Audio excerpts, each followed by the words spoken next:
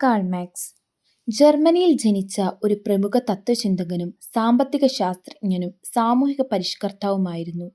19-ാം നൂറ്റാണ്ടിലെ വ്യവസായിക വിപ്ലവത്തെയും ക്യാപിറ്റലിസ്റ്റ് സമ്പദ് വ്യവസ്ഥയെയും ആഴത്തിൽ പഠിച്ച അദ്ദേഹം ഈ സംവിധാനത്തിന്റെ ആന്തരിക വിരുദ്ധതകൾ ചെയ്യുകയും ലോകത്തിന്റെ സാമൂഹികവും സാമ്പത്തികവുമായ പുരോഗതിയെക്കുറിച്ചുള്ള തന്റെ ദർശനം അവതരിപ്പിക്കുകയും ചെയ്തു.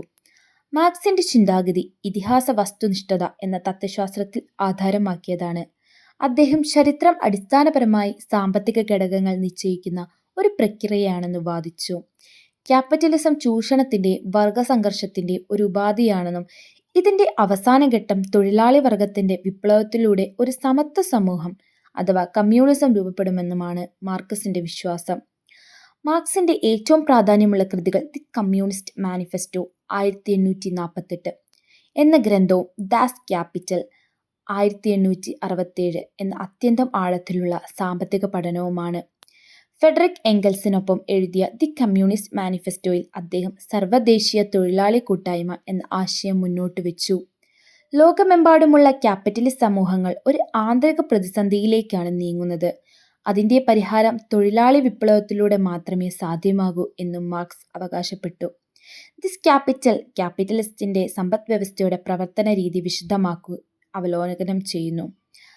ആസ്തിവന്മാർ തൊഴിലാളി വർഗത്തെ ചൂഷണം ചെയ്യുന്ന രീതികളും ലാഭസൃഷ്ടിയുടെയും മൂലധനത്തിന്റെ വർധനയുടെയും പ്രക്രിയകളും മാർക്സിന്റെ തത്വശാസ്ത്രത്തിൽ വിശദമായി പ്രതിപാദിച്ചിരിക്കുന്നു.